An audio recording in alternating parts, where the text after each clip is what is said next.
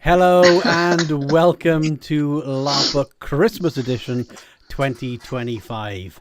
I am here with some very questionable individuals right now. Yeah.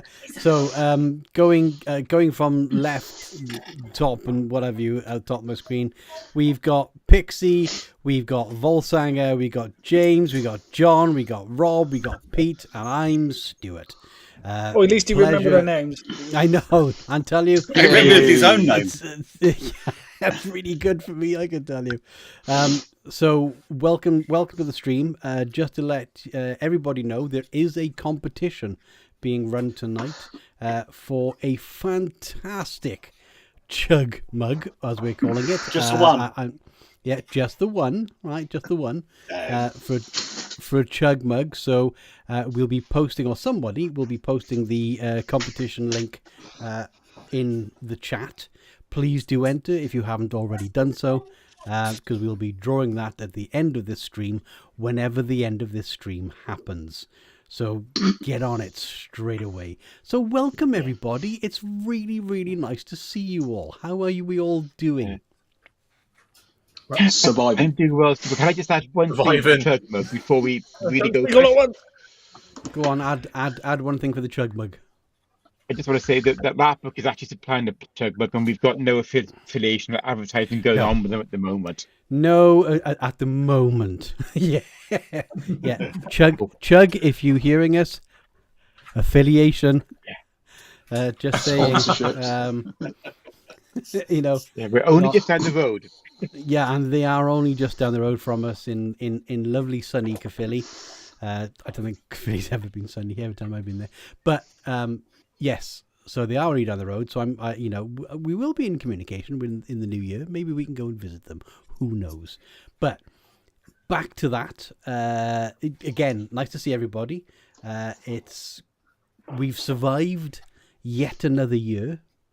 Well done. Yeah. Does that mean we level up? We do. I don't have birthdays. I level up. It's as simple as that. I'm now level 53. Going to be level 54 soon. Oh, shit, yeah. Grandmaster. I know. I think I can probably beat you. Possibly. I'm not 100% sure. I do know that you have definitely had a very hard paper round. That's all I'm going to say. Well, so I've been level 20 times now, so it's fine. They call that prestige, mate. I suppose I'm 53 plus VAT. Yeah. I like it. Because, everything's taxed these days. But there you go. Political. Yeah. Sorry, stop it. I didn't mean to do that. Right. So I don't really... I know there's kind of a loose format for tonight, as there's a loose format for most nights. In that respect that we got on. But I think we're going to have a little bit of a discussion. We may have one or two other people popping in from time to time. We may even have a few sort of video hellos and Merry Christmases from other people as well throughout the show. That'd be nice. Please do stay tuned for them. And it's never ever too late to send a video hello, because Stu would love it. No, love that. Oh yeah, love it. Yeah, yeah, because I really like doing that live. Actually, I probably can do it live on air, to be honest with you. It just means I got to do something. We said it now. He said it. A little bit of. He said it. Flood it. Finagling. Right, there you go. Yeah, I can do it now because I got it on publish mode, so I can bugger about with things here and then publish it later. Right. Rather than live. So yes. So Rob, I believe we do have some topics for discussion tonight. Am I right or am I wrong? Well, yeah. I mean, the couple of things we'd like to do tonight. I mean, I'd like to have a chat to Iain about how things are going at the Crimson Moon. I'd love to get some songs in. Oh, I'd love for Pixie to chat about Pieces of Eight, and also Pixie been doing a load of writing this year. I want to see if I can get anything out of him on that. And John, I got a few things I lined up for you, but I leave you in suspension for now. Come back, John. I've got a few things lined up for you. You know, Run 'cause away. there's nothing like a little bit of terror at Christmas time, right? Well, I suppose. Nightmare Before Christmas. Cheers, guys. Yeah, no worries. Yeah. I suppose let's start off at the top of the list then. Iain, how has the Crimson Hi. Moon been going? What's been going on? What's coming up? Right. Tell us all. Yep. Okay. So the way we're running it is we are working on temporary entertainment notices the same way as we always did when we were running the mobile tavern. The only problem is now, because we're on a fixed place, the local authority are restricting us to 21 days a year. I think their main interest is to try and force me into getting a proper license, which would cost me a couple of £100,000 or something, and all the additional health and safety, fire regulations, and everything else. But I'm well in my 70s now. We've decided that we're not doing it for a business, so all our money raised goes to charity, and 21 days actually works out quite nicely. Last year I did Cooper for the May bank holiday, but to be honest, it's getting a bit to the stage where by the time I travel, do everything else there, I've decided that I can actually do the same thing here in the Crimson Moon. So we are now opening at Easter, the 2 May bank holidays. We're doing Solstice in June, Midsummer in July, August bank holiday, and then Oktoberfest in September, because everyone knows that Oktoberfest actually is in September. Who knew? I've got German friends, and apparently it is. And then we're left with 1 day for Halloween. On top of that, we had a very nice Pink Floyd evening extravaganza with a guy who did everything on loop pedals, and basically he did the whole of Wish You Were Here. It's on YouTube. It was quite magical. Yeah. It was actually very, very good. So we had just under 80 people squashed in on that day, which is well above our comfortable rate, because it was also raining at the time. So, excuse me, with a bit of wind, a couple of customers unfortunately got rather soaked and had to head back away. We had other bands earlier on. We've had about 55, 60 people at a time, and so very, very good. Built a new stage, so anybody who hasn't been here since September, which is all of you, we now have a second stage as well as our Not that little. you're keeping tabs or anything, eh? It is, yeah, with which is all of you. Hint, hint. Well, that's right. To be honest, the weather's not good at the moment. I don't know what it's like with you, but it's raining outside again, so it's been happy out. But excuse me, during the course of this year, I had 18 Belgians come and visit me from Mythidia in Easter. Nice. So we've now geared up so that we've got shower block down the bottom. We've got 4 platforms. And I bought in some cotton tents from Mark Royal. So I've got 4 3x2 tents there with camp beds, everything else, all available. We've got the yurt, which will sleep 4, possibly more. There's 2 doubles. Trailer tent there as well. So we're actually in the stage now where with the long drop toilets, the shower blocks, everything else, we're in a position to actually have people come and drink themselves silly and not have to drive anywhere home. There's always somewhere to stay. It's a place to be there. We're not licensing because we're not actually hiring out the tents and everything else there. They are available for people. They're my spare rooms. Means that I don't have to get Susie to clean the house out anytime someone visits, because she has a tendency to want to do that sort of thing. So we've got an outside field kitchen now with double oven. So you can cater for yourself, do everything you need. Nice. And so, yeah, we've got our set dates. Next year, I'm hoping to try and get another 4, maybe 5 artists, bands in for single music evenings. Looking at the licensing aspect of that, because if I do it as a folk club and effectively not licensed, then I don't fall foul of the live entertainment stuff. I know I've got one band coming across from Texas in May. They came here 2 years ago. Very, very successful. Interesting band because they basically took most of the Scott Joplin piano rags and converted them for banjo, guitar, and fiddle, and it came out very, very effectively. But they're going to a music festival up in Aberystwyth, and so coming to us first. And I'm trying to book a few more because they seem to be going down quite well and quite successfully. Excellent. That's basically what we got. The Crimson Moon's there. It's running. It'll be open on those dates. We've raised just under £7,000 so far for charity, including the gift aid that we've done. That's in the 4 years since we started. And quite pleased. A lot of money's got sort of gone back into trying to keep the place going. I mean, Pete has seen the fun and when our place from the time that it was a quagmire right at the beginning, right up to the time when it's a quagmire in the winter now.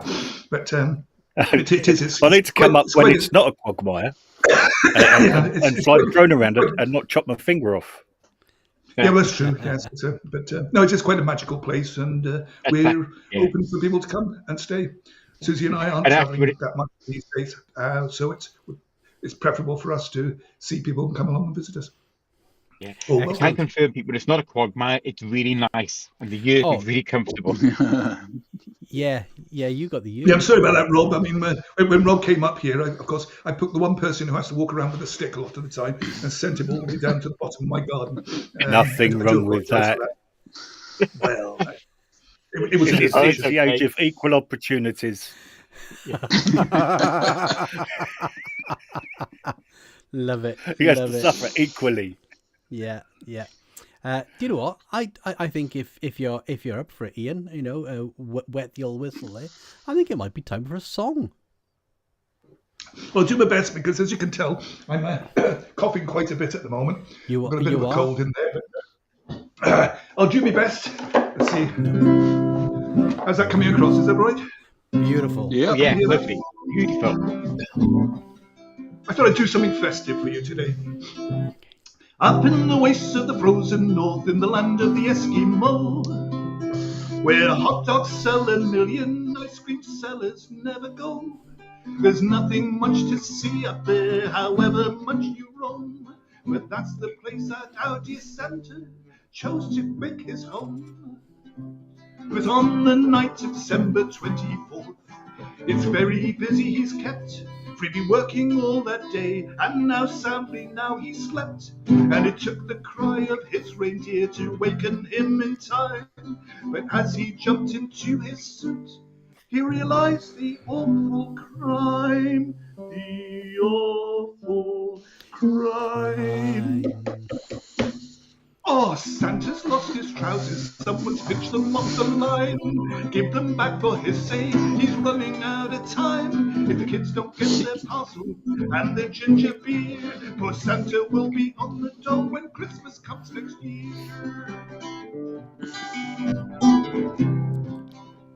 He said, I knew this would happen, Christmas Eve has been such bliss, but I guess there's nothing for it, I'll have to go like this. And his faithful reindeer Rudolph had to agree with that, but Santa couldn't quite decide just where to wear his hat. To wear his hat. Someone pitched them off the line. I'll give them back for his sake. He's running out of time. If the kids don't get their puzzles and their ginger beer, poor Santa will be on the door when Christmas comes next year.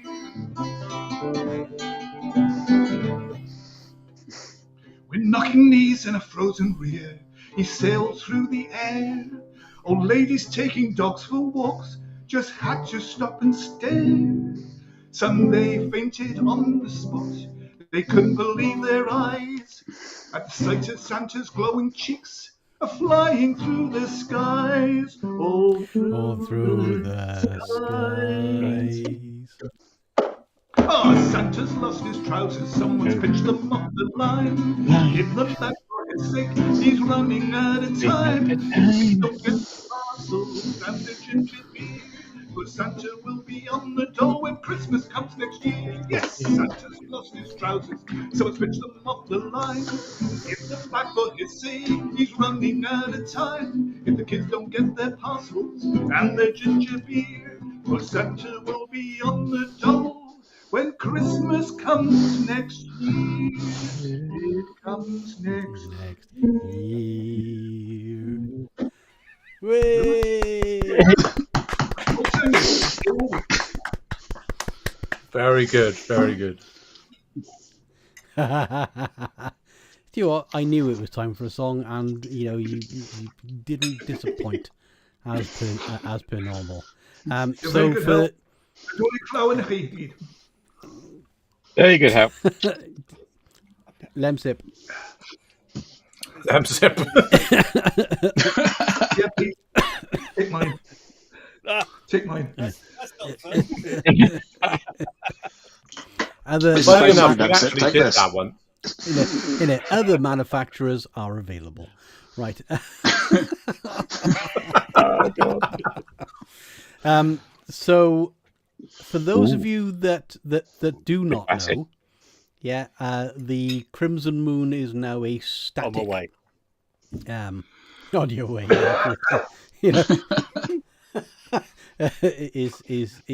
Is now a static place, which is based where Iain lives, bless him, and what have you. So I don't think you're. What a crazy idiot would put a pub in their backyard? I mean, I just don't understand. Yeah. The because I don't think you tour at all now, do you? With the Crimson. I still do. I still do my German. I go out to Methodia. Okay. I will be at the mercenaries banquet in St. Bravels in January. I'm down there, and basically I'm still open for bookings. I do it sort of on a semi-professional basis, in that if you pay my expenses, I'll probably come along and drink. So it's That make you a professional drinker. Yeah, that's right. Well, you can't. I mean, it's like being an Olympic athlete. You can't just go out there and get yourself necking it. You have to work hard at it, years and years. And I understand. I don't know how you manage it. Yeah, it's amazing. it's a commitment. It's it just takes dedication, doesn't it, Iain? Let's be honest, dedication, hard indeed, work. Yeah. That's it. Yeah, and trying to avoid getting hit in the jaw and breaking a jaw, sort of thing.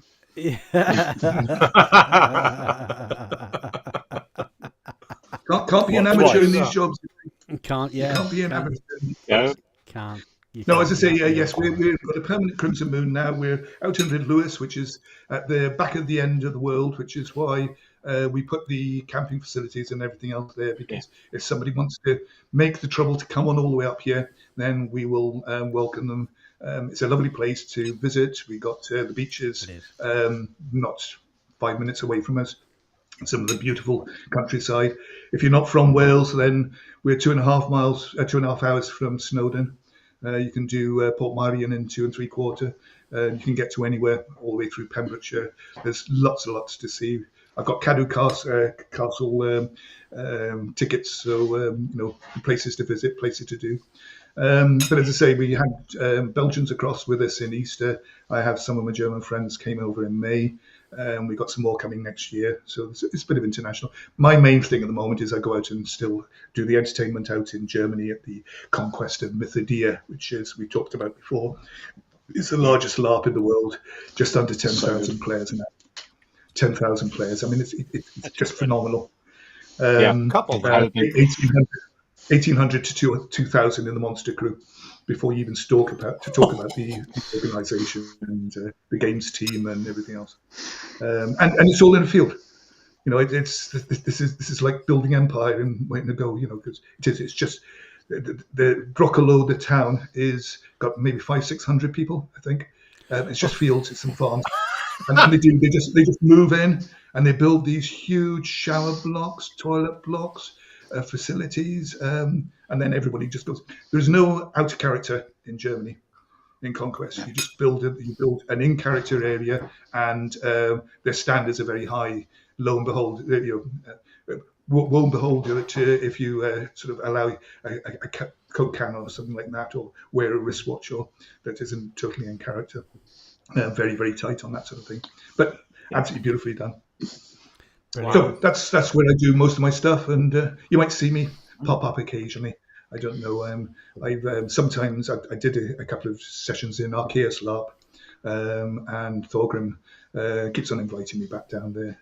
I might do Goblin Town sometime. It all depends if somebody wants me. Tends to be if you ask for me, then you twist my arm and I'll probably turn up. Sort of swing a bottle of mead in your direction, and job's good. Yes, that's it. That's the thing. Turn up. I mean, Curious Pastimes, Cuba was lovely, but I'm getting too old now to be camping, and it's not well, it's 6-7 days out there.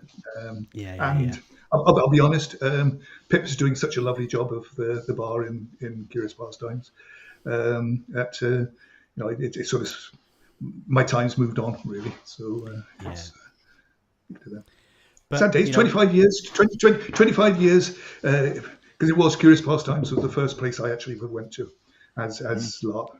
That was because my son-in-law came home for Christmas, and when you had that stage where you say, "Well, tell me, young man, what do you do to entertain yourself when you're not chasing my daughter?" And he started talking about LARP, and by the end of it, he convinced Susie and myself that we ought to go along to the next renewal. You can imagine how that went down when he went back to tell his mates at college that he's just in 6-7 months going to absolutely ruin his entire game by bringing his prospective in-laws along to spoil it. So that's how it started. Stu Keen was responsible for getting us into it, and it's amazing how our life changed as a result of that. Definitely. Chief Inspector of Police, instead of going off and doing something admin at the end of it, I went and continued with the Crimson Moon. We went full time with it. We took it all over the country, and I'm still doing it. Cheers. Yeah. Cheers. It still cracks me up with the Chief Inspector of Police. And he had short hair back then as well. Yeah. Boy. Yeah. Anyway, that's enough about me. There's all sorts of other special people on the panel today, so absolutely. I'll probably throw something in somewhere along the line, but we might have another song later on. Rob, let me hand it across to you, my friend. Okay. Actually, Stu, I'm going to wonder, being as we just had a song, do you have one of the Christmas greeting videos to show? Yes, I can definitely do one of the Christmas greeting videos. In fact, here's one right now. Well, when I hit the publish button. Here's one right now. Hello. Dan from Firehand Forge at the end of a good old long work day. I just wanted to wish you all a Merry Christmas, bless you all, and happy seasonings, and whilst I'm at it, a bloody good New Year as well. Thank you to everyone that supported me and the other traders in the LARP community this year. It means the world, and I hope the year to come is full of good luck, quiet victories, and good company for all of you. So until I meet you next, stay safe, don't get into trouble, and have a bloody marvellous time. Thank you all so much. Yeah. What a guy. Bloody Bob. That was very nice. What a guy. How can someone have a scenery that looks that good? Because he has his own forge. Yeah, that's cool. I thought that's just one upmanship. Having your own bar and having your own tavern, it's having your own forges.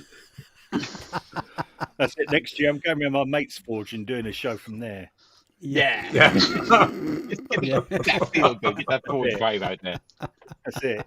He won't mind chucking some coke on. And I can definitely tell he's definitely upped his video game quite a lot.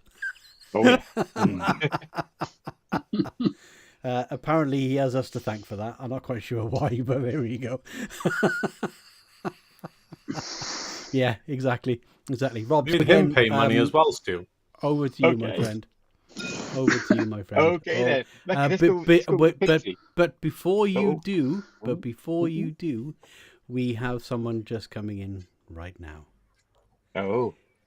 Hello. It's Poppy. Hello. Hey, Poppy. How you doing, Poppy? Hey, Poppy. If you are speaking, Poppy, we can't hear you. Technical issues. Here we go. If you've got multiple microphones in the thing, just keep going through until we can hear you.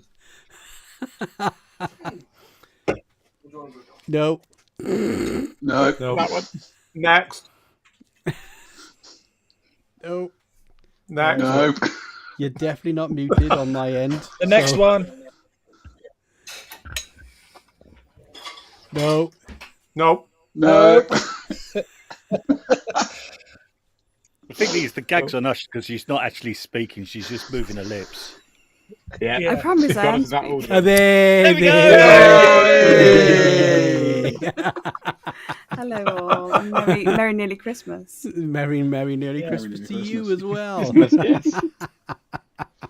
Oh God! Well, you've just missed a song from Iain from Volksanger there, but you can rewatch it and enjoy it. I'm sure there'll be a few more before the day is done. Right. So again, Rob, allow me to hand over to you. Third time, my friend. Okay. Pixie, I know you've had a really busy year because you've had POE and you're doing other stuff as the writing as well. But, do you want to fill people in on how Pieces of Eight is going at the moment? Well, I hope you can all hear me because everything's frozen. By the look of it. It's okay. Can you hear I me? can hear you. We Yeah, can cool. hear you. Yep. Okay. So we ran our first event in August. It went very well for a first event. I know Rob's already posted videos about it.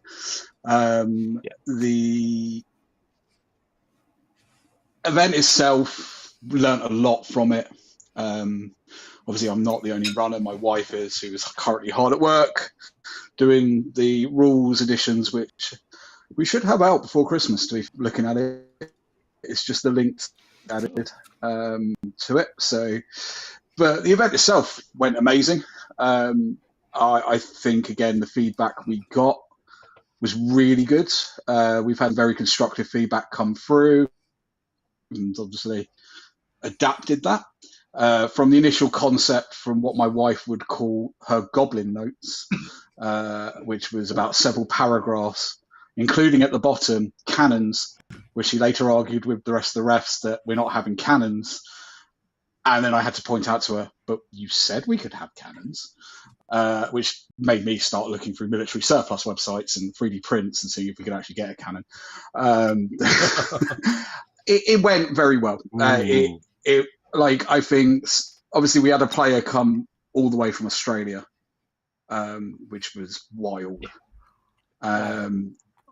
I've never seen such dedication, like to travel from Australia to England for an event that you've never done.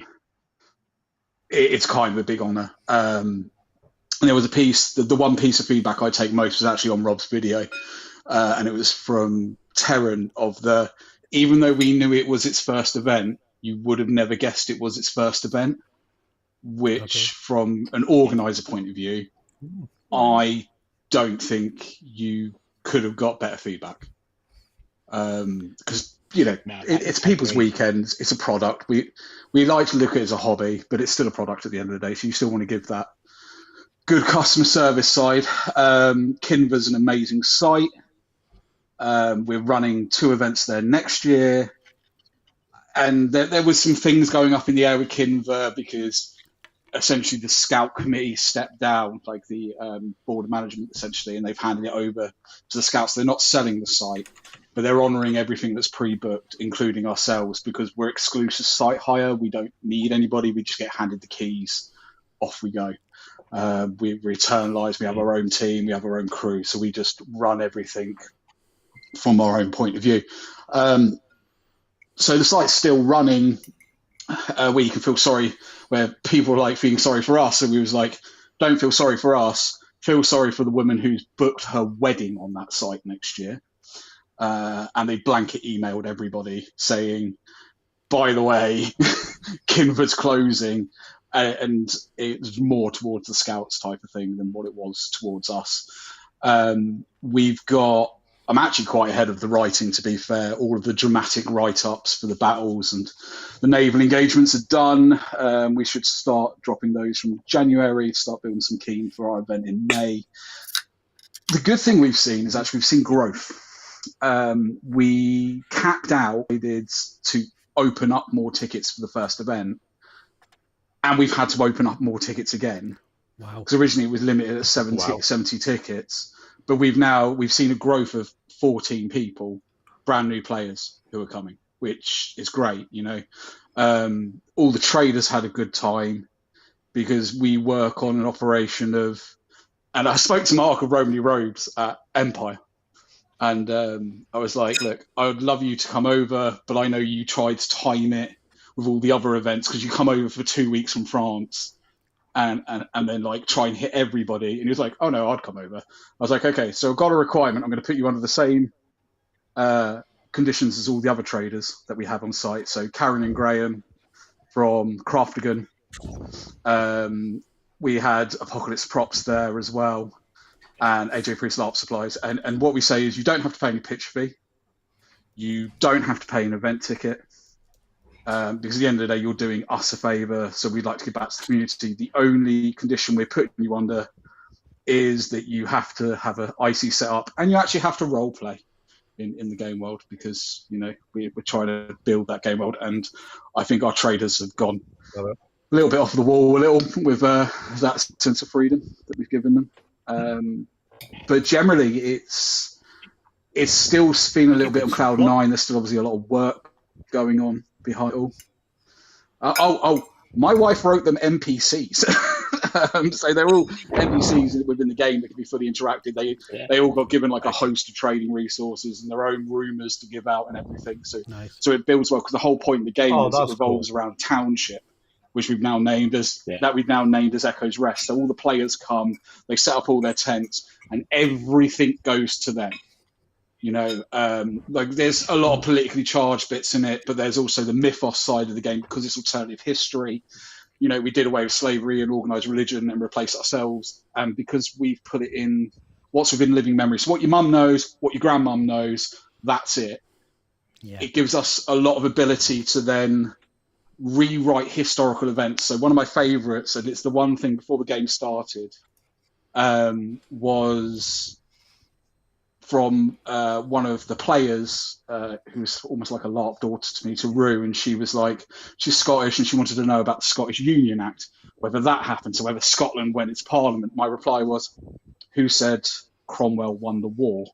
And we get to do little things like put in it. So I'm getting messaged repeatedly whilst people are talking, whilst I'm talking. But we got a skill that allows players to go on a tent encounter, so they can witness moments as if they were there.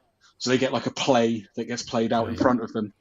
So we get to deposit some of these histories, some of the stuff that's going on, like seeing the bad guy do a monologue and show his plan halfway across the world. Even to like horror encounters.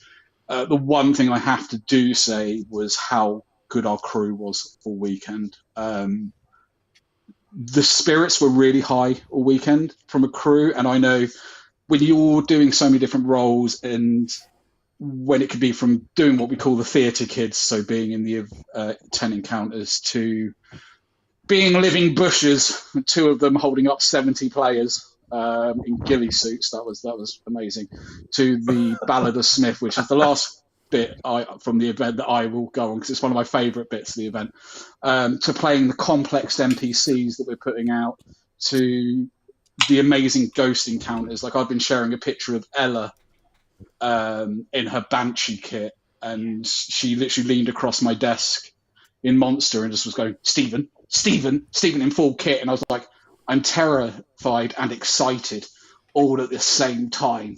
When I typed this up at 2:00 in the morning a couple of days ago, I didn't imagine it being like this. but it's amazing, and they did so well in bringing a world alive.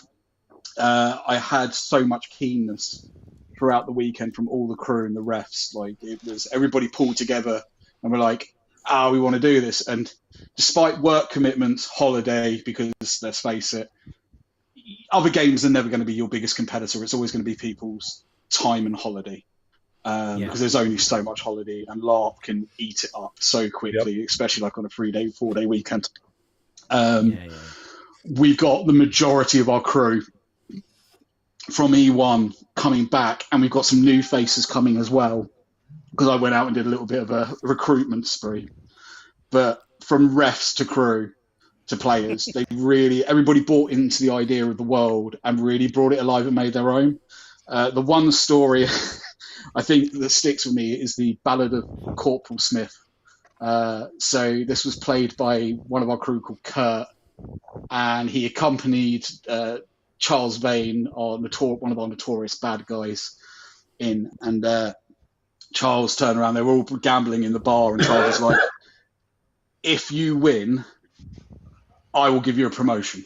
So he plays the game, he gets a couple of pesos up, he's like, congratulations, I'm going to make you a sergeant. Actually, no, corporal's not good enough for you. I'm going to make you a sergeant at arms. Now, if you win again, I will give you a bottle of rum from my finest reserve. And again, Smith won another round at this game and got another 2 pesos up. If you win again, I'm going to get you the finest working woman in all of Port-au-Prince for an entire weekend, and you can have it off as leave. And again, he won it. Then time came, the auction. Smith is happily walking down the road. He's 6 pesos up. He's got a promotion. He's got a working woman ready to go in Port-au-Prince. He's having a bloody good day with his bottle of rum promised to him. He walks in on an exchange between Edward Teach, one of the founders who I play, and Charles Vane, played by Laurie. And he comes in at a conversation of straight at the end of me going, well, I can't shoot you, but it says nothing about your man. And I popped him. He got executed by the players. The players then robbed his 6 pesos away from him. And Vane is left standing there questioning the irony of fate for this guy. He had the best day. But it was all natural. None of that was planned. I didn't know Kurt was coming up. He walked in with the green sash of East India. I was just like, well, I can't shoot you because you're under parlay, but I can shoot you. And then there was an exchange at the end where Laurie turned to me and went, was that meant to scare me? And I just picked up my folder, slung my rifle, and I went, no, but it certainly made me feel better. And then left. But the game itself has taken on such a life from the initial concept of what we've written. People have bought into the political game. I've had a lot of messages from people going, when are all the tales and Tides of War going to drop? And I'm like, soon. Trust me, there's a lot of work. I've just had to redo all your rules based off your feedback. But, it's exciting time for the game. It's really exciting. And I'm trying to factor that in with all the other LARP work and writing work I've got to do on the side. I at this point, I think I'd like to bring in another guest. Hello, Enys. How are you doing? Hello. Yeah, I'm not too bad. Yourselves? Not too bad. All sung out for the night, but I'll be doing it again tomorrow. This has actually worked out quite well. Enys will tell you his time. We were all squished together and all the rest of it, and now with 9 of us here, see a lot more. I've pushed the boat out. I see more of these. Always a good I need to tidy my room. I need to tidy my room. Well, I'm not even in my room. I'm still at my parents', oddly enough, and I'm travelling home later tonight, so I shan't stay overly long. Bedtime, school night, and all that jazz. But no, just running straight off of what I've walked into. There was a whole nother level of exchange that went on after Smith got shot, because I'd walked out for 5 seconds, and I came back to that. And several of the players around me went, what did he do? What did he do? And I went, why are you asking me? And they're like, well, you tend to know things. I went, if you really want to know, go and ask Teach. And they went, I don't think I want to. I was like, that's the correct answer. Carry on. Yeah. There was a lot of imagine. fun shenanigans that occurred at Pieces of Eight, not least traders getting involved with a suitable amount of throw-safe food being thrown around and all sorts of other shenanigans, to scratch bands coming out of nowhere, curses and all sorts of things just flying around. I think solidly it's going to probably become, some of my group have turned around and gone, oh, that's our main game now, solidly. So I will be back to trouble you for 2 events more, Pixie. And I'm not apologising. Oh, brilliant. No, you're always welcome, you know that. Yeah. And to be fair, on the back of that, Oh, that's yeah. something we're finding out quite common from groups, that they're dropping other bigger games for this intimate experience. And I've been very vocal about my feelings on where LARP is heading. And I do think the age of the medium to small game is now here, because people want that intimate setting where they don't feel lost in the shuffle, if that makes sense. Yeah. And that's from somebody who plays a fest game for their own I'd play agree day. with you. Yeah. And the largest one in the country. Yeah, I know what you mean, Vix. I mean, Yeah, definitely agree. testing, they're so big, you can really feel you're a bit, like, say, you're lost in it a bit. Yeah, no, absolutely. I mean, Although I must admit, Rob I did love the. You know, Rob and I have been shoot. to so many different types of games over the years. I'm sure you all have as well. But you know, we obviously look at it perhaps with maybe a little bit of a different eye, doing the media side of things, and it's almost like we get to see the same people over and over again that are doing stuff, and there's so many more people, you know, within the game in that respect. So I can understand, you know, the need almost to definitely feel a part of something, and I can definitely see the smaller, more intimate LARPs then becoming more of a thing. To be honest with you, and I hope it does, because it's player agency, isn't it? Yeah, it also gives that diversity as well, doesn't it? Within the gameplay, within the system, within the different people you interact with, and things like that. And it does help, I think. You know, I would say, although I like the spectacle. You know, I like the spectacle of the massive LARPs naturally, you know, with my eye on video recording and things to see, but at the end of the day as well, it also tires me out really quickly.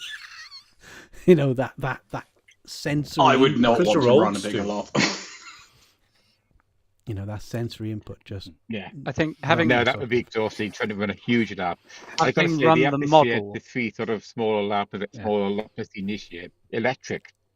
Sorry, Stu, didn't mean to talk over.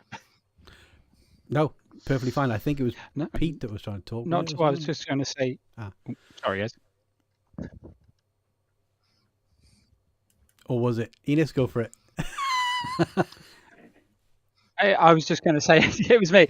Having run a model of a fest LARP, not to the size of CP or Empire or any of the other ones that we could name, but having run that model and having played that for a long time, it was a really nice experience to go to a system where I knew nobody and nobody knew me, and you just walked in there, and that for me was almost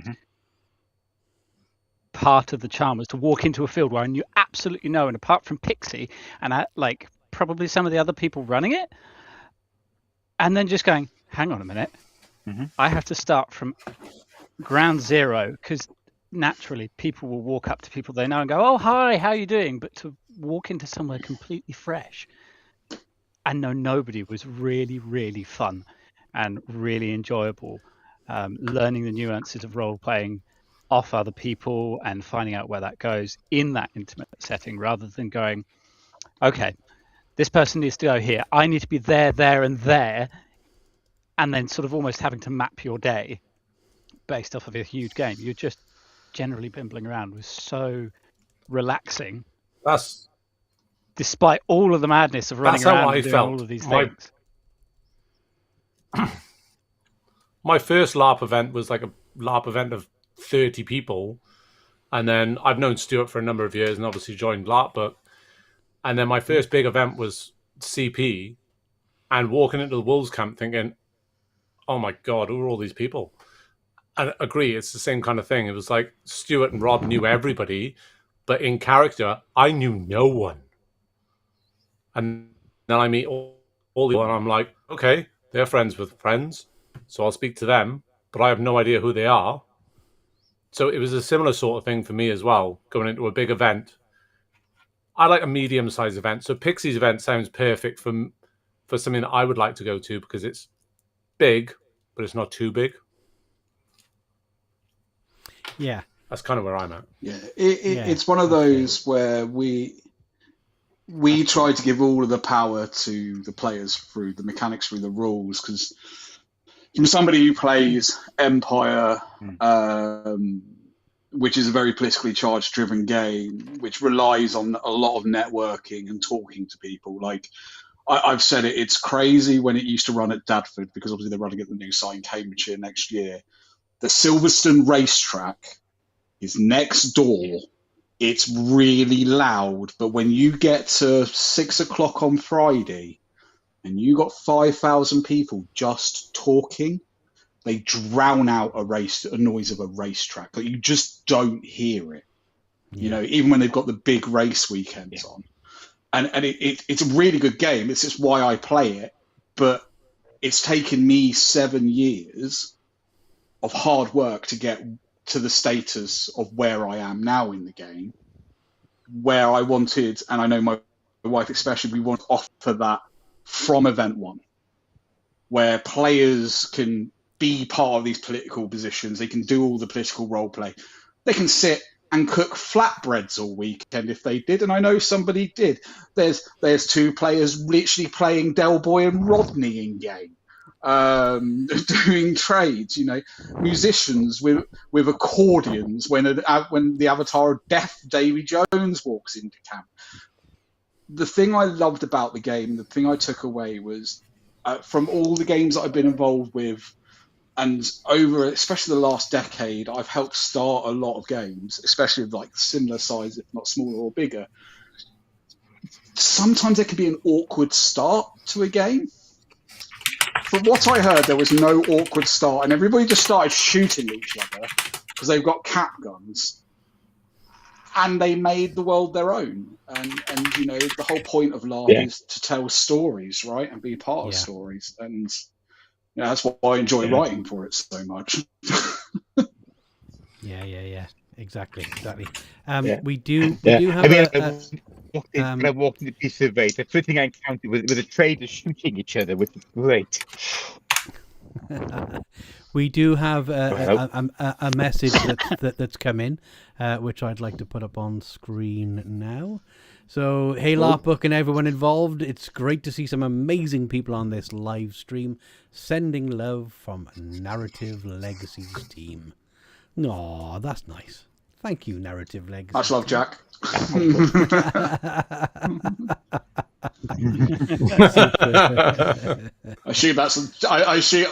assuming that's Jack not abiding by his ban from his team to stay off the I mean, you know, exactly. So let's see. Poppy, we haven't really heard much from you lately. You haven't done much speaking. We've all been just hogging a thing. How are you? And I'm enjoying listening. To be honest, it's really nice to hear everyone's stories. Excellent. There we go. We're back. What have you been? I'm up enjoying to listening. These days? Pixie's event sounded amazing. Oh, it is. I've just been doing normal stuff like teaching, boring teaching stuff. But I really want to go to Pixie's event. It sounds incredible. I think a medium LARP, like everyone says, it is more accessible to a lot of people that haven't I don't know. It's hard to get involved with a massive LARP. You go somewhere like Empire, and you do feel like a drop in a rainforest. And I think there's a lot of charm to be said for a medium-sized event, which is something that I'm looking forward to. I think I will be showing my little face with a new hat. There's always a new hat. Ooh. Another new hat. Well, I mean, another one. Firstly, I'll point out it's not my event. It's actually my wife's. It's my wife's event. I'm just a writing monkey and logistics monkey and rule monkey. It's very much my wife's game. And second of all, Poppy, right. You know, like James Bloodbath and that lot all go, right? So, like, a lot of people you already know go. Peer pressure. And it fits in around school holidays. So. There's a lot of reasons. Just saying. And it fits in around school holidays. I love it. Perfect. What have you found, obviously, as the writing monkey? 52 weekends in the year. What have you found was something that you could really support your wife with? Or what was the hardest part for her planning it?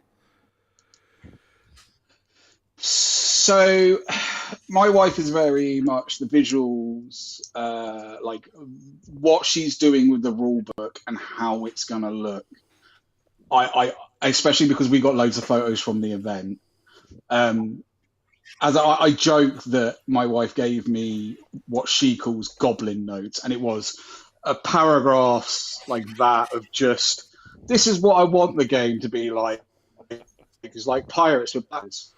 But like it was very much the rules and taking her ideas and then making it into a wider branch, i.e., well, how is this going to interact? But like most of, because I have to travel, like when I go to work, it's a half-hour drive there and a half-hour drive back. So my wife drives me to work and back at 4 a.m. and then picks me up about 6 p.m. So a lot of our conversations actually happened in the car. Long journeys, like when we're going to go ref, and because she's head of monster at Beyond Ragnarok and I run my own realm being Alfheim. It's one of the a lot of our conversations happened on the road, and I think just expanding her ideas of what she wanted. But a main majority is spreadsheets, economies, and plot. Yeah, understood. Now, I don't know whether or not this is my internet dropping everybody or what have you, but the old coming back, so that's good. I should now. Yeah, don't worry. It's all good. You know, I got pretty good internet, honest. And what have you? I've got really good internet, and it's still. Yeah, I know. I think there's probably a limit that the Virgin Media can handle with these sorts of things. So hear that, Virgin Media, do better, right? So I think it's probably let's start having a chat with John. But before we do have a chat with John, I just want to say there's an awful lot of chat going on within this stream about cannons. I just want to say that people are discussing cannons, how it could be done, can it be LARP safe, etc., etc. There's been an awful lot of cannon. Can a cannon be LARP safe? Of course it can. You just get a really big foam ball. I think it can. I would argue that it's a cannon ball, not a cannon. Can I interject? Triple J's and slingshots at Curious Pastimes. A cannon would just be mediocre compared to that. This is very true. Yeah. You know, If I trebuchets and ballistas at Curious Pastimes. Yeah, I've seen fully working trebuchets at Curious Pastimes, and that was back in the early noughties. Exactly. So I 3D printers now. I don't see if I'm sure if somebody had a chat with, and Rob, I can never remember the man's name because I know who you mean. Names. You're talking about just the LARPquebus guy, aren't you? Yes. I'm sure if anybody can create a working cannon with real smoke effect and all the rest of it, I'm sure he's the guy for it. Well, just a ref running up going, chat. "You're dead, you're dead, you're dead. You're dead, you're dead. I know, honest Jim was talking my ear off at Last Empire about working cannons. I know it was E3, because it was before Poe. And he was saying how he made a working cannon for a LARP once. And it fired a football. And it was a plunger base, but it had a pyrotechnics set up on the inside. Yeah. So like a giant Nerf Nerf the Green Cloak, we had a chap who approached me, and his thing was field gun racing. And there were plans for a full LARP-safe field gun that you could take apart, go over a terrain course, come back, set it back up and fire it. We were in the process of funding it, and then obviously we stopped running the game. So that's floating around there somewhere. This person knows who they are. I'm not, I will say. I don't know. I can't remember the name. I will state that Kinver is a small village, and the last thing I want to do is scare the crap out of all the houses with cannonade. I'd like to keep running there. I'm sure my wife will echo that. We would like to keep running there. It's a lovely site. I mean, what could possibly go wrong, Pixie? What could possibly go wrong? I don't know. Originally, I wanted to run it at a site in Kidderminster.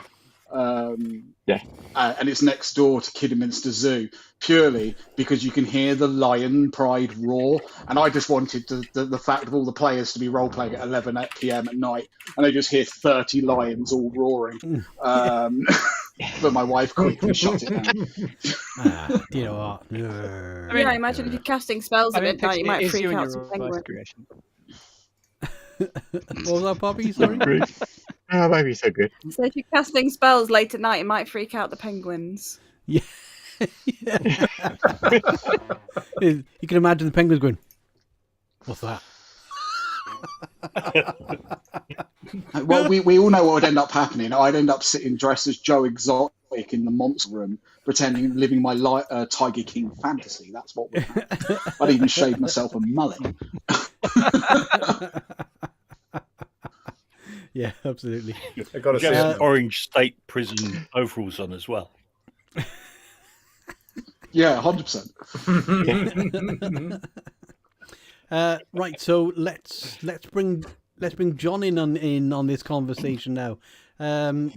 So I am definitely going to hand over to Rob for this one, as he basically did kind of, what's the word, tease this at the top of the show, that Rob has got things for him. Yeah. So Rob, John in it. I mean, Rob, over to you. But John, there's a couple of things I want to chat to you about, and one of them, I know you've been to quite a few new games this year, and I'd love you to get your sort of view on what's going on out there. And the other bit, I'm really sorry for dropping this one on you. I'm sorry, but that's right. Go for it. No, you're okay. not. How would you compare LARP to wrestling? Oh, LARP to wrestling. Oh God, LARP to wrestling. Well, it's both. People don't know. John is a wrestler. Oh yeah. By the way, for the wrestler, I'm a professional wrestler, and I run a pro wrestling promotion down in the southwest. So yeah, just to give a bit of a background, what I do beyond LARP. Wrestling, it's still. With wrestling, it is amateur dramatics, but in our stage is a ring rather than a stage, as we're a theatre company. Can you compare it to like? It's two completely different mediums. Yeah, it is acting. Yeah, it is improvised.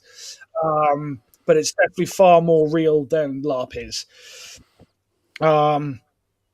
I get hurt a lot more wrestling than I do LARPing. I do get the odd bumps and bruises when we LARP, but it's not as much as I would wrestling.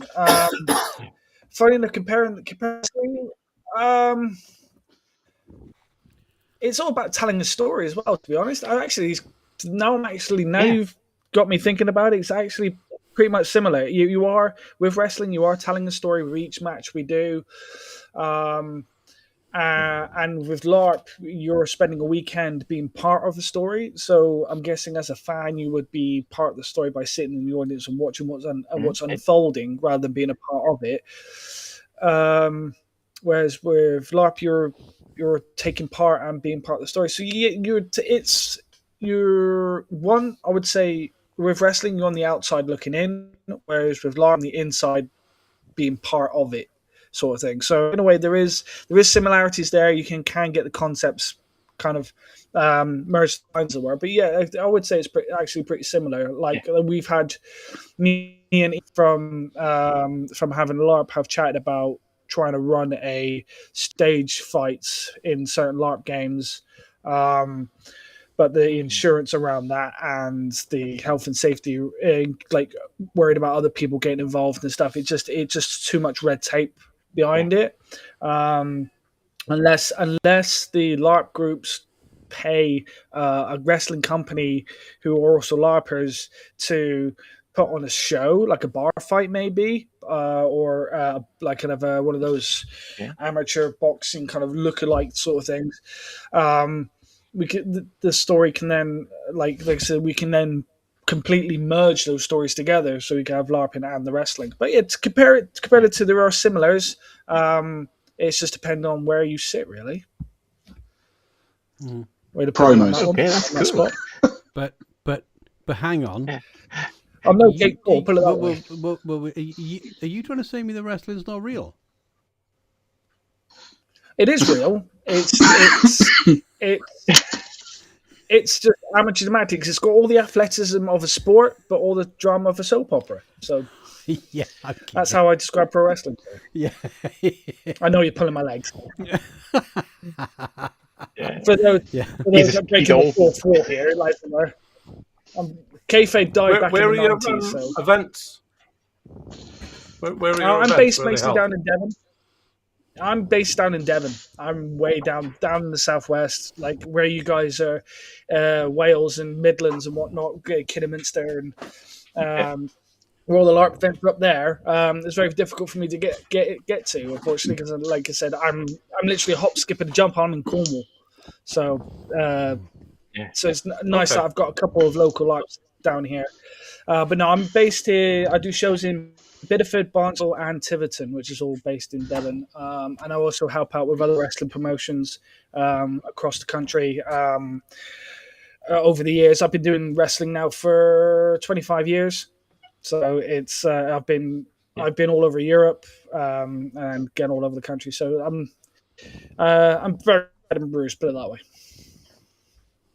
Nice. Is there a certain style of wrestling that you do? Obviously, there's lots of different styles of wrestling, like the Mexican type of wrestling or the wrestling. The stuff I do is more catered to mimicking what WWE does. That's what the main everybody wants to come see nowadays. So that's all I do. It's basically just think of like WWE, but a UK smaller version of it. We got huge channels. I'll probably be doing the same. I'll probably doing the same discussion again tomorrow. Yeah.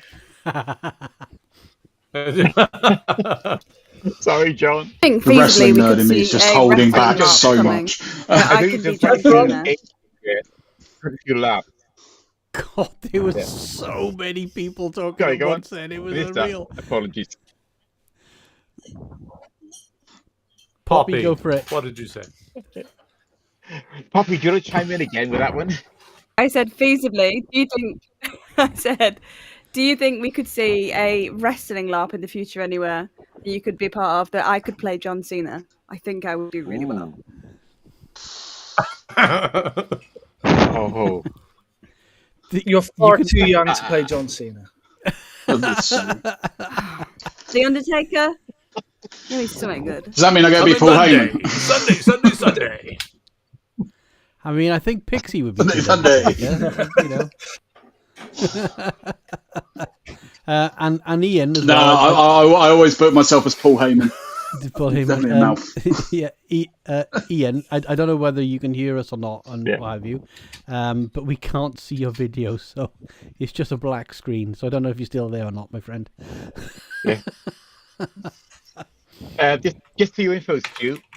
No, he's fine. He was on YouTube visible, but not at the moment. It just dropped out. So hope Iain can come back. Go back. I want to hear you sing again. Yeah, please go back. We need another song soon. And anything else you got for John, Rob? Come on, you said you're gonna. I just want to say, I think John's done a few more LARPs this year. You got to just give us. I think you did one down in Cornwall as well, and the Cornish LARPs don't get a lot of love. So. No, it's that down at Southwest we do have a lot of LARPing communities down here. It's not. I wouldn't say it's popular as where if you were over in the Midlands, but down in Cornwall. Oh, quite a few. Everyone's cutting out now. Down in Cornwall, there's Chaos Gate down in Tahiti Woods. In Devon, you've got Blood Red Roses. You've got Fields of Illusion. I'm trying to think off the top of my head. We've got Fools and Heroes branch down this way. Got Demoni down there as well, haven't you? Down on it, yeah. What's that? Sorry. Demoni DC Chronicles is down your end, isn't it? Yes, yeah, Demoni as well. But I've been focusing on a lot of people. Well, I got a lot with LARPing. You get it must be about 20 odd years of LARPing. You get to know quite a lot of people, and I get messages every now and again. Try this LARP, try that LARP. During past times, as I've got my orc really in neck deep in plot in that, or more personal plot in that one. Fields of Illusion I've been doing now for a couple of years. They're a small kind of 80 players max sort of game, and it's very intimate. It's very very warming, and their hospitality there is absolutely brilliant. But this year I tried out Beyond Ragnarok because I've had a lot of people nag me for that one. And to be honest with you guys, Beyond Ragnarok is probably one of the better games I've played so far. Mainly because I did a lot of self-care for that one. Because obviously I can't run around like I used to. I do neglect myself a lot as well. I barely eat, I barely drink, but I focused on myself and not let the FOMO kick in or have people guilt trip me in FOMO, which I find that happens a lot. When you miss out on something, they're like, oh, you should have been here for that. And you then regret, okay, I won't eat for the next 8 hours just so I don't miss anything again. I literally pushed that to one side. I went, no, I'm going to focus on myself and myself only. And then if I get into game or if I get into plot, then it happens. I'm just there to enjoy the atmosphere, enjoy. I was in the Asgard section of Beyond Ragnarok, and again, the hospitality there was brilliant. I got joined the Ravens Guard, and they fed and watered me like you wouldn't believe. Like, even though I brought all my stuff with me, I didn't need it because they were shoving water and down my neck anyway. And then I went over to Vandenheim, which is the kind of a next faction over there, and they were very nice. And, oh, do you need a drink? Do you want something to eat? And I'm just like, oh wow, okay, this is everywhere I went. Everyone was so nice. It's quite a mix of. I've seen a lot of Curious Pastimes players in there as well, which kind of helped, and a lot of Fools and Heroes. So there is quite like with most LARPs now. Every you kind of tend to have that merger of people coming in.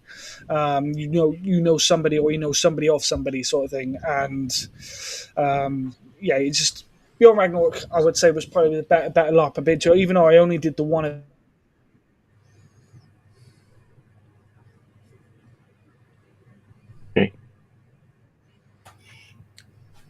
I think he's having a bit of a minute. And John's gone into pause mode.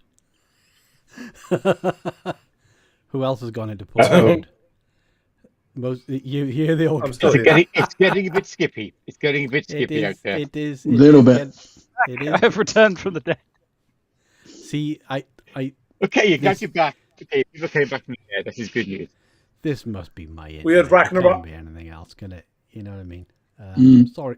Mine's about exactly this, the same, folks. Stu. Sorry about this, folks. You know, Virgin Media. Sorry, but do better. That's all I'm going to say. But yeah, as I was saying, it's just So I've been around. I would say around the block a few times. But no, I've been to. I think it's 3 LARPs this year, and I'm now thinking about, because of the long dark we're in, I'm thinking about joining back with Fools and Heroes, which they do a monthly game just up the road in Plimpton, in Camwoods. So I'm thinking about rejoining that just to get out, just keep the rust off, and my knees mobile, so I can actually get so I'm not stuck in the house all the time because a lot of personal stuff changed here as well, which I can more focus on LARPing, my wrestling and stuff like that. So, but yeah, so it's nice to, like I say, get out and about, but I've got to be careful because my knees are completely shot. Like I said, we're not getting any younger, I'm afraid. Who was I was speaking to? It was my drop lot in Curious Pastimes, where I was talking to the head drop and the head ranger of Teutonia, and we were yapping about how it's very much when you're scouting or doing the ranger stuff, it is a very young man's game because you have to do a lot of running. And we've got a guy that's part of the group who literally wipes the floor of us regarding scouting. We're just like, yep, you do your thing. We're right behind you, sort of thing. As we're kind of trailing up the hill, like, oh, my knees, oh, my back. So this is why those who've been a good knee and a bad knee. Yeah. So like if those who've been looking at my profile, I've been explaining which character I've been building next, which is Tor Earson. He was a crafter or a healer or something or other. So basically to avoid running around like a headless chicken now. So I've literally adapted myself to change with what I can do. So if, like for now, like my scout in Curious Pastimes, I will start edging towards the personal plots rather than the scouty plot stuff because I can't keep up with the scouty stuff. So it's a lot of health issues involved. Like I said, 25 years of pro wrestling, it does knock it out of you. Yeah. No. But yeah, apart from that, like I said, Beyond Ragnarok this year is probably the best LARP I've been to. Fields of Illusion, and then third will be Curious Pastimes. So yeah, so the two, going back to Pixie's thing, to the two mediocre, like 80 play. Beyond Ragnarok's growing quite quickly, but with Fields of Illusion, it's just over 100 players. Oh, there One of the members of staff is just over 100 players, I think. So it's like I enjoy going to his him, they. So I don't want to get your pronouns wrong. Brilliant. Well, what he said, it was basically I enjoy the intimacy and not being like Poppy said, like being a raindrop in a rainforest sort of thing, where you get lost in Curious Pastimes, Empire, and stuff like that. Like I said, with these games like Beyond Ragnarok and Fields of Illusion, like you you dive straight in with just by saying hello, sort of thing, which again is you don't feel left out. It's also, there's a little bit to touch on that. It's easier to build a community as well. Like you get a community as a whole with a big game, but you find people, especially like, so we touched on BR, and there was last event, there was quite a significant downpour on Saturday night, which I went there. We had to essentially stop the game from running out monster encounters and stuff. But the one, if I was going to say, use an example of this, some of my players in Alfheim, they got a 6 meter or a 6 or 7 meter big bell tent. They had a gas stove fire in there, and they just brought everybody in just to stay warm. And it was just opening doors. You know, people were still role playing, but it wasn't. The game didn't stop, if that makes sense. Like it was still going, but it wasn't as operational as what we normally do.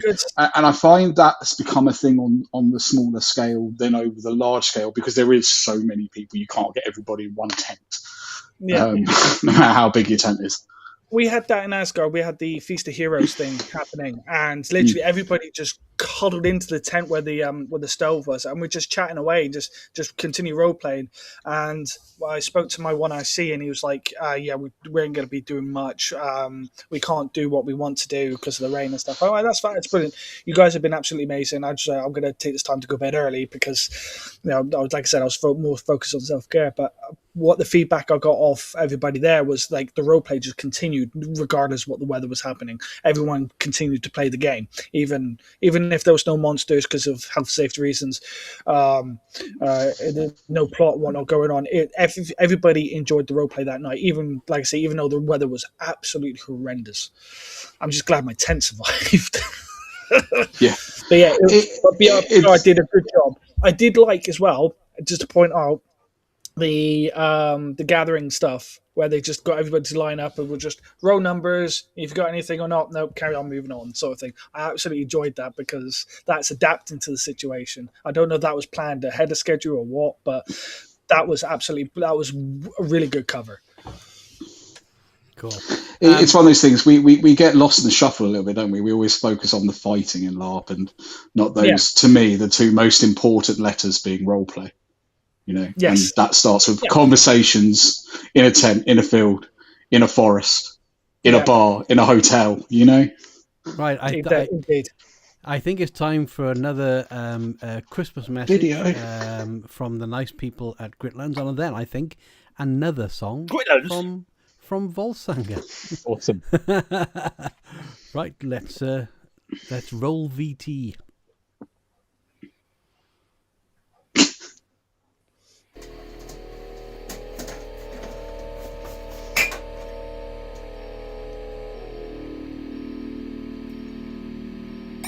Intruder detected!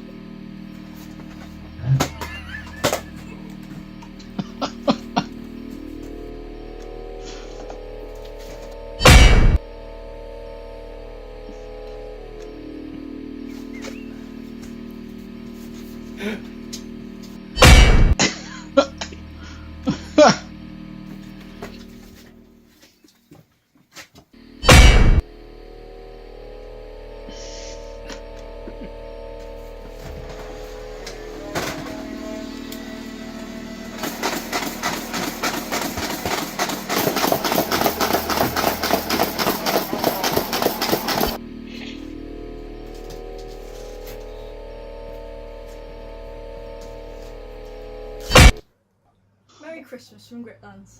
See you at Camelot.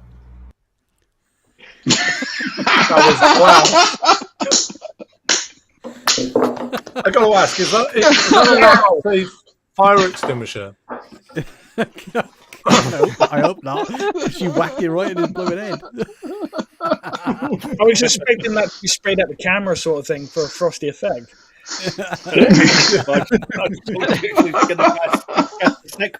I had to pause for a second and wonder what I'd come back into there. Thank you, Gritlands. That was wonderful. Yeah, I got it in the end. I was like, oh, I know who that is. It was very Doctor Who-esque, wasn't it? Yeah, it was. Very. Oh no, it wasn't that low quality.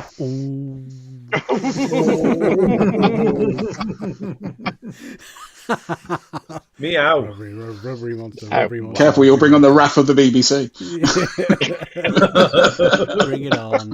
They haven't got any money, Don's taking it all. I was going to say, could they afford to do it? This is live TV. We're all buggered. Yeah, exactly.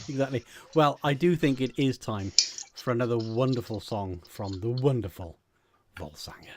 Take it away, my friend. Thank you very much. Well, it's Christmas time, and I thought, since we've done Santa's Lost His Trousers already, perhaps we ought to go to the other side of the world, because Christmas in Australia is in the middle of the summer. And just think about poor old Santa at that time, because as he's going around with his reindeer and his fur-lined boots, and suddenly he's in 120 degrees temperature. And for that reason, out in Australia, they don't use a reindeer. Instead, they use 6 very large white old man kangaroos called the 6 white boomers. Well, early on one Christmas day, a Joey kangaroo was far from home and lost in a great big zoo. Mummy, where's my mum? They've taken her away.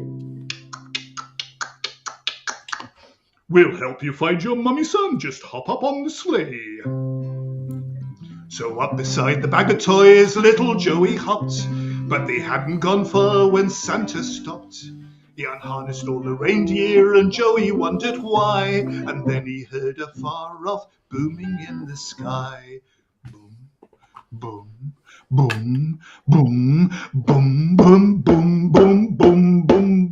The There were 6 white boomers, snow white boomers, racing Santa Claus through the blazing sun. 6 white bloomers, snow white bloomers, on his Australian run.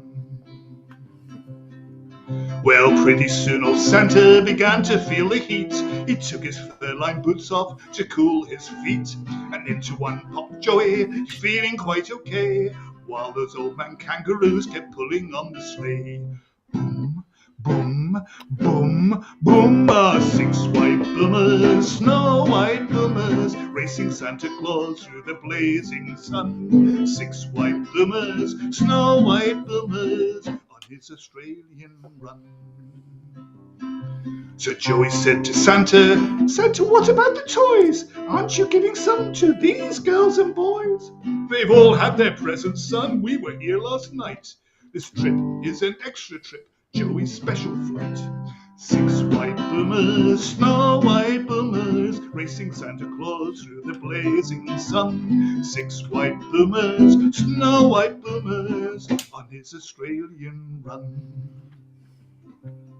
Well, soon the sleigh was flashing down over Marble Bar. Slow down there, said Santa, it can't be far. Come up on my lap here, son, and have a look around. Oh, there she is, that's Mummy, bounding up and down. 6 white boomers, snow white boomers, racing Santa Claus through the blazing sun. 6 white boomers, snow white boomers, on his Australian run. Well, that's the bestest Christmas treat that Joey ever had, curled up in his mother's pouch, feeling snug and glad. The last they saw was Santa, heading northwards from the sun. It was the only year the boomers worked a double run. Boom, boom, boom, boom, 6 white boomers, snow white boomers, racing Santa Claus through the blazing sun. 6 white boomers, snow white boomers, on his Australian run. Whee! Well, there you go. You. Awesome. Magic. It's been ages since I've heard that. Yeah. I'd just like to remind everybody that there's not that much more time left, and I think I can spell competition right. I'm trying to type this blog talk. What, we got a competition? We have got a competition. I thought if it can, Stu, I could just make a mention. If I could just make a mention, we talked about a lot of the smaller LARPs and things there. Now, Enys will know. Last year, well, actually, a year before last, we ran a small event in the Crimson Moon. It was primarily because I had some German friends over, but we had another 10, 12 LARPers. We had about 25, 26 people there, and it all went very, very well. And I just like to sort of throw it out there that I mentioned earlier on some of the facilities we have. Can't really do much about 25, 30 people, but certainly if anybody's looking for a site which is a bit different, got a tavern, got cooking facilities, self-catering, got some camping, and probably important for any organisers, free, then do get in touch with us. Thank you. That's the end of my advert. That's the end of your advert. That's a great advert. Nice self-promotion. Yeah. Well, Especially the free bit. I spent a long, long time putting an awful lot of facilities here, and most of the time it's Susie and I and the dogs. So it'd be nice to make use of it. Absolutely. Because I think we had quite some fun, didn't we, Enys? Right, yeah. And it's always good because, again, you and Susie are LARPers. Do it again. Yeah. Yeah. Good. Oh. I'm one of the lucky going few on? that Like have the sites far in songs between. for the first time. Sorry, I had to do some stuff then. My apologies. Robbie, would you mind taking over for a minute while I try and type, because I can't type and think. You can't. That's okay. I take over now. Actually, I'm going to bring Iain. Oh, that's the age there. What are you doing, man? How are you doing? We just wanted to ask what you've been up to this year. I saw you pieces of rain. You're having a bit of a ball there. But is there anything else you've been doing this year you want to make a mention of? Yeah. There's been a couple of things actually, but I suppose just before I get on to that, with Pieces of 8, a little bit beforehand, I was involved at Tewkesbury, and I ran into a small LARPer there who I befriended, and they ended up befriending me, and turned out they were up from Australia for 6 months, so they ended up going to Pieces of 8 because they heard we were going, and they're like, "Oh, can I come along?" And they run events down in Australia, and there is a very vague chance that I may be receiving an invite in the next year or so, because they've asked for assistance with running events and thoughts on integrating methods from over here down there. And I'm starting to giggle a little bit now, because that's the second person that's asked that, because obviously I wrapped GC up back in 2022, 2023, somewhere around there. And I thought, okay, that's me done for a while. A couple of years ago now, I was approached by Charlie Knight, who turned around and said, "Hi, can you help me run Guardsmen?" And I said, "Oh, what is it?" And they said, "Well, we're going for highly immersive, small game, small to medium size. So it's about 80 players at max, where you are essentially playing an Imperial Guardsman." And in that, I was asked to fulfill a role of essentially a faction command. Not that you really have factions in that instant. And I get to swan around being a commissar, which is great fun, and just enable people's games from all of the madness that they throw at me, and just go, "Okay, so you've brought me this problem. How are you going to fix it?" And it is a game that is run on, a tight crew, much like Pixies, or Anzanas, I should say, as well. And it is amazing just how much the medium and the small LARPs are coming up. It is amazing seeing how they go. So that's very much my working LARP, I suppose you could say. And Pieces of 8 is now my play LARP.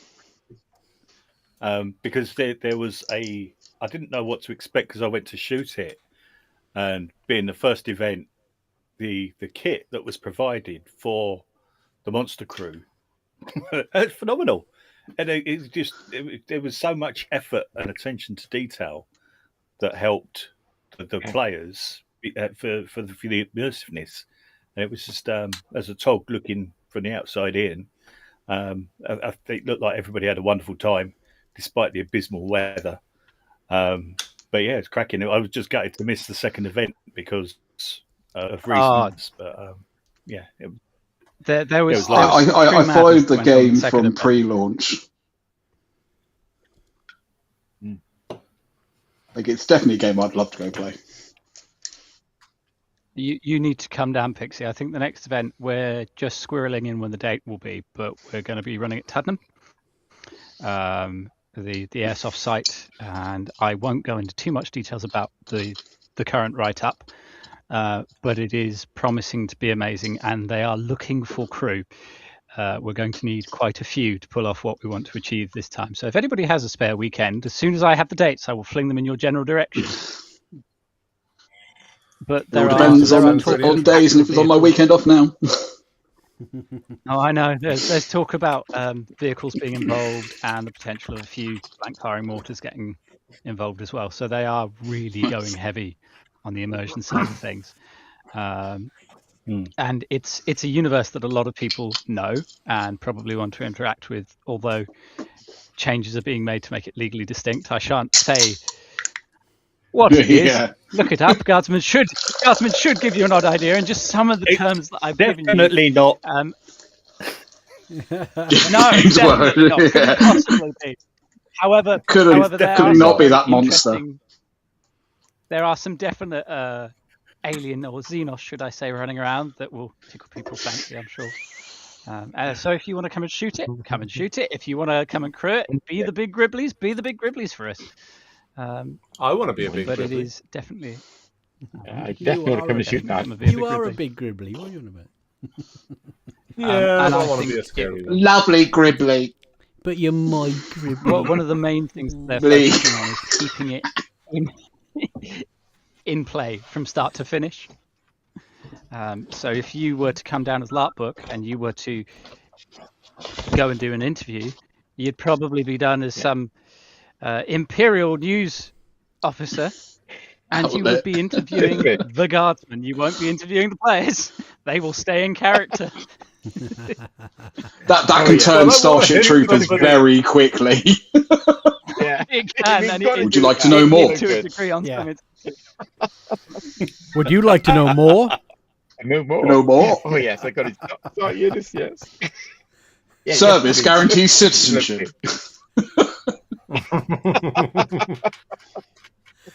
Well, I like to hit that's things, where I'm so I would generally have to do that.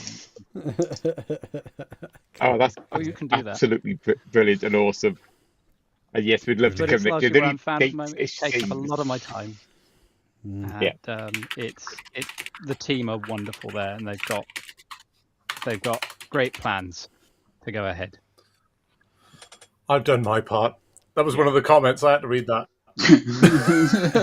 Yeah. I'm doing my part. Have you? Kids stamping on bugs. I'm doing my I've done my part. My part. Yeah. Absolutely. I'm doing Jack. Do you want to know more? Right. I haven't done my part, and I don't plan on doing it. Is there anything else you'd like Close to the falling of Clyndafu. Anything else you'd like to talk about, Enys? I've literally just heard my wife scream from downstairs, I'm doing my part.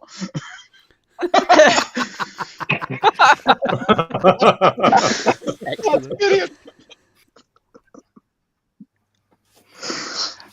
Other than that, no, not really. I mean, that's taking up most of the time at the moment. And hopefully I shall appear more often in and around and hit a few more LARPs next year, now that things are settling down for me. Good. Excellent. Excellent. Brilliant. I'm looking at my LARP. I'm looking at all my LARP dates. I'm like, kind of like if he throws dates at me, and I'm like, would it fit into? Because at the moment, all my wrestling dates and LARP dates, nothing's clashing, so I can go to everything at the moment. Oh, hey. Fingers crossed it holds, John. Oh, the dream. Yeah, 2026, regards me wrestling and LARPing, is going to be absolutely perfect at this point. And we still got another 9 days of 2025 to go. Yeah, but I mean, 3 different games ate all of my holiday for work. All of it. Yeah. Well, like I said, my personal circumstances have changed now, so I can do any LARP or any wrestling stuff now. So it's it's all life's turned for the better at the minute. So fingers crossed I can keep going the way I'm going. Yeah, John. I mean, I've seen why you want to go away to so many wrestling and LARPs with the 6 kids that are in your house. Yeah, I'd want to get away. Perfect escape. 18 plus games. That's it. Then you can't take the kids. It's just you. It's a personal league. Actually, to be honest, my partner's thinking about doing LARP. She's actually bought outfits and all sorts. So we're going to keep Fields of Illusion as the family LARPing thing. Everything else is mine. Yeah, but you don't have to go to LARP together. I'm getting out. This is why I got to be on Ragnarok, because I'm the other side of the freaking country. What? Because it's up near Manchester.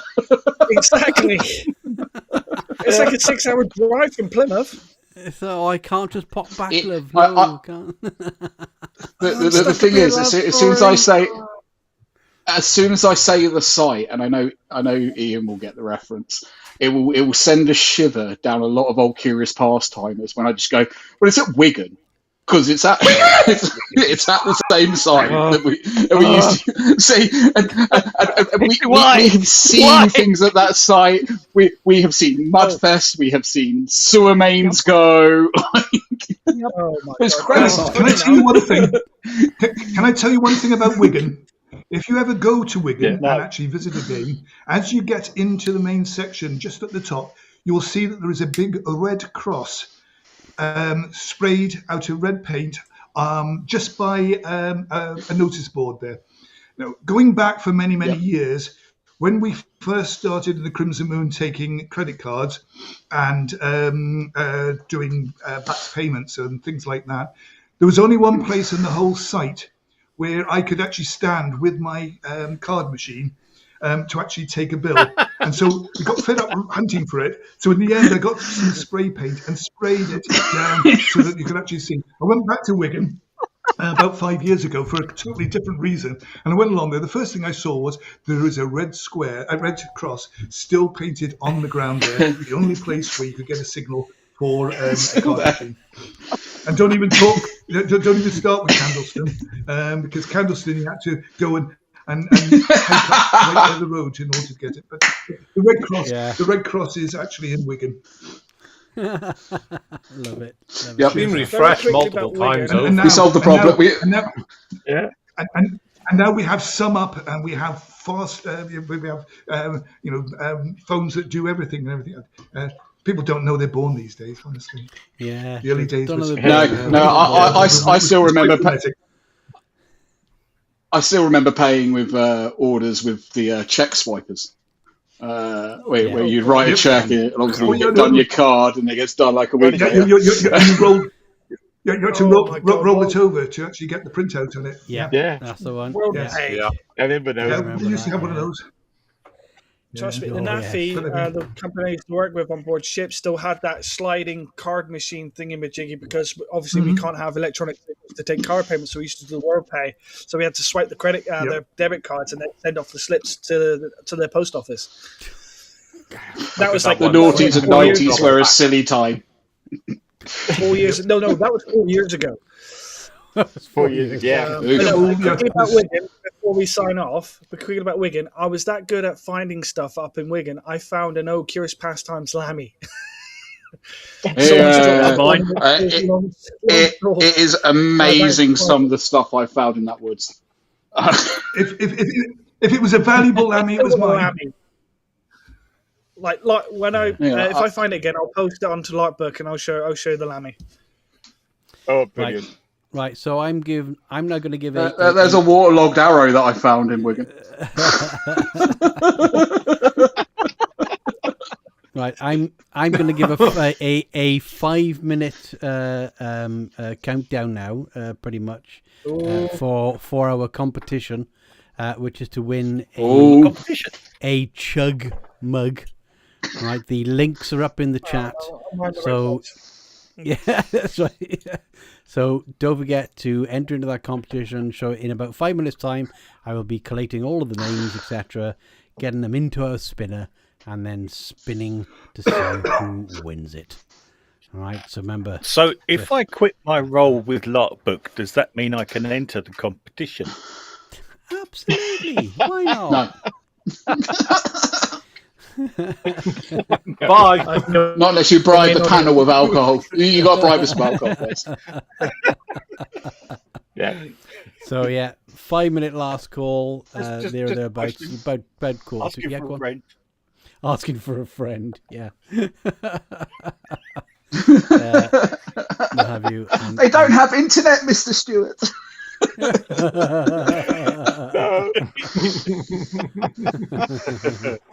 And then we'll Hello, be this is wrapping Virgin this Media's up. customer service. You are currently 695th in the queue. Yeah. Oh, tell me about it. Your call is important to us. Please hold. I used to be. What we all don't know is Stu's still on hold. Yeah. I used to be that customer service representative many moons ago, when they decided to allow anybody to have an account for free without any checks. Let's say, just sign up. Yeah, what could possibly go wrong? From somebody who works in customer service, I salute you, sir. Yeah, I can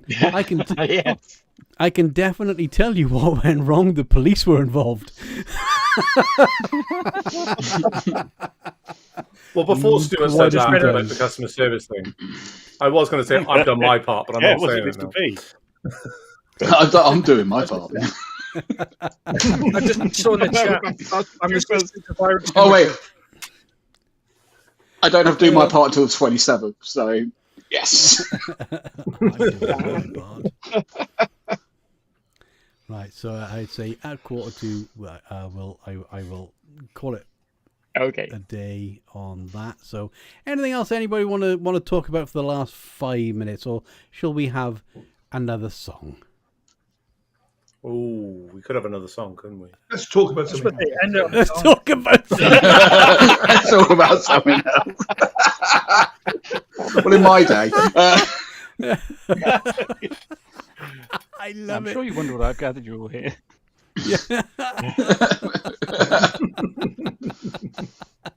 Yeah, so perhaps you heard the new medium. I must be honest. You know, this year. Oh, are we having another song? It looks like it. Sounds like it. It looks like it. It looks like it. Oh, here we go then. You get a song in closing thoughts. There's a funny fat man in a silly red suit, stuck in the smoke hole of our teepee. Ho, ho, ho, he thinks he's talking Indian. No, no, no, ain't no way we'll let him in. Want no funny fat man in a silly red suit, stuck in the smoke hole of our teepee. Well, Grandma's skinning his deer and Grandpa's cooking the meat from the funny fat man in a silly red suit who's stuck in the smoke hole of our teepee. Ho, ho, ho, he thinks he's talking Indian. No, no, no, ain't no way we'll let him in. We want no funny fat man in a silly red suit, stuck in the smoke hole of our teepee. Well, Auntie's taking his boots, Uncle's stripping down the sleigh of the funny fat man in the silly red suit who's stuck in the smoke hole of our teepee. Yo ho ho, he thinks he's talking Indian. No, no, no, ain't no way we'll let him in. Want no funny fat man in a silly red suit, stuck in the smoke hole of our teepee. Well, ching, ching, ching, sound of money coming in from the pawning of the toys from the funny fat man in a silly red suit who's stuck in the smoke hole of our teepee. Ho, ho, ho, he thinks he's talking Indian. No, no, no, ain't no way we'll let him in. We want no funny fat man in a silly red suit, stuck in the smoke hole of our teepee. Ching, ching, ching, sound of money coming in from the pawning of the toys from the funny fat man in a silly red suit who's stuck in the smoke hole of our teepee. Ho, ho, ho, he thinks he's talking Indian. No, no, no, ain't no way we'll let him in. We want no funny fat man in a silly red suit, stuck in the smoke hole of our teepee. And just remember, this is what Christmas is all about. Funny fat man in a red suit. Funny fat man in a suit stuck in the smoke hole of a teepee. Right, so that's it. I am calling it there for the competition. What have you? So I'm hoping this works. I'm hoping everyone's name's in there. Fingers crossed. So let's see. It's on there. It's on no expense spared. No expense at all. Oh, look at this budget. Wow. So budget. I mean, there's an Iain on there. Volksanger, have you edited in this? I entered 20 seconds before he closed it.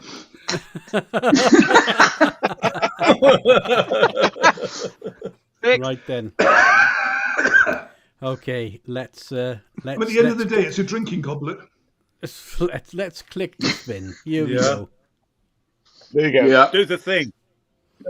Yeah, I was about to say, watch it crash. Come on, I can't do the drum roll forever. Why isn't that coming up on there? It's coming up on mine. It's definitely, I can see it. Hang on then. It's moving slowly. It's speaking, but I can see it. Hold the line then, caller. Maybe it's this one I got to do. No. Damn it. Oh. Technical issues are included. It's still spinning. Waiting for John from Stu's doing customer his service part. to answer the call. I wonder if I got to... Hang on a minute. Maybe I Press gotta do it control, on there. press control and enter. Oh, this is working so well. Have you tried switching it on and off again? Control, Alt, Delete. Right. Hang on. Have you tried restarting your modem? Hang on a minute. Right, I tell you what. let me get rid of that a minute. It was looking We're going to have so to go good. to names out of a hat, people. Yeah, No, let's give right. everyone a number and put the number in the hat. So then... Hang on. Yeah. Why is that still coming through my bloody headphones? Bugger off. Technical Really issues mouse are operation. included Will earlier. contain rotating images. It is. It's just constantly coming through my headphones. Let me delete that. Let me stop this. Let me start that. Stop it. Right. Okay. Yeah, don't change, guys. Don't change. No. Honestly, I thought that was going to work This is so half the well. This is how you know, Good job, we're professional. It looked great. It looked great. right. Hang on a minute then. Hang on a minute. What it was Let me- is let someone me- won that Stuart didn't want to win, so he's No, respinning it it. wasn't. It wasn't spinning. Well, It wasn't spinning. for me, it was like, you know, like the spinners on cars. It was like one of those, but on a Ford Cortina instead of like a lowrider. Yeah. Right. We're gonna Or a do. Citroen Saxo, Optimus mate. That's Energy what it has was a on. very good spinner. Because you can never win that one. Or a Nova. Hang on a minute. We're gonna do. We're gonna Nothing do wrong with the screen- Nova. I like the Nova. We're gonna do a screen. Oh, great share car. there. Even had a choke. It's That's how good literally that car was. had everything but live support. Right. We're gonna do it. We're gonna do a screen share. This is. Oh dear. It's just ain't- I'm Oh, gonna look do- at this you know, workaround. I tell you, you know, if Hang on, hang on. I'm just stuck under here. You might be able to see me. Hi. if nothing, If nothing I go on this side. No, wrong side. Anyway, I'm mirrored. here we Jerry go. Megan, please report to the front of the queue. Here we go. Oh, there it goes. Look at it spin. Drum roll. Drum roll. Oh, I'm not It's jumping. like- I'm It's like a John Cena title belt. Let's go. Jumpy, it's jumpy. Oh, oh, oh, oh, oh, Oh! It's like Tom. I reckon it's going to be it's Tom. I reckon that's Tom. Yeah. It's Another Tom. nudge. It's Tom! Tom. Okay, we have Tom. Hey.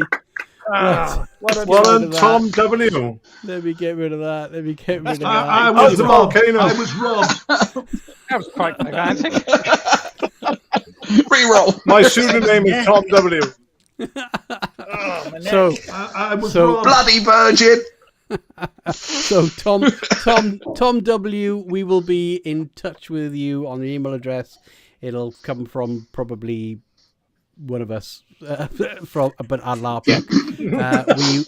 We will get you. You have to basically choose one of the mugs that you want, and we'll give you all of those details in the email. Yep. Let us know, and we'll get your address and stuff and what have you, and we will get it posted out to you, out to you, not out of you, because that would be wrong. So congratulations, Tom W, and well done for winning the competition. I think I would like to say thank you now to everybody that has popped in to say hello, had a good chat. We've had a good sing-song. A big Merry Christmas from everybody at LARPBook, and I'm sure the rest will want to say very Merry Christmas and Happy New Year to everybody as well. So go for it, guys. Merry Christmas. Or don't bother, either one. Happy New Year and see you all in 2026. Merry Christmas. Yeah, see you all on the field, Merry guys. Christmas. Again soon. Oh God, See you you on are. field against me, guys. I love you lot. Honest to God, I really do. Organised chaos. The organising of this chaos. Organised, just chaos. Yeah. Just chaos. So happy LARPing. I reckon we could organise a piss up in a brewery. I'm just saying. Yeah. I think that's about the only thing we could bloody organise, to be honest. And it would just be down to Kings and Moon. Only after we've had a few. So happy LARPing, everybody. Have you been reading from my organiser notes? Yeah. We will see you in the new year, and just have all. Look, it's a puppy.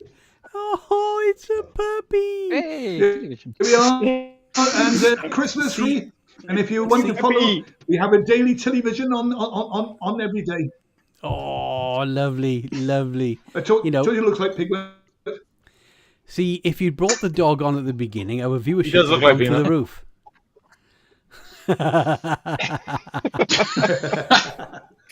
Right, but I'll go thank get mine, you. but he's probably asleep. But Yeah, it looks thank like you. Piglet, This doesn't is it? Christmas Easter egg. Yeah. Thank you all, everybody, for coming along. I do hope you all have an amazing Christmas, an amazing year, and an amazing life from this point forwards, if you haven't already had one.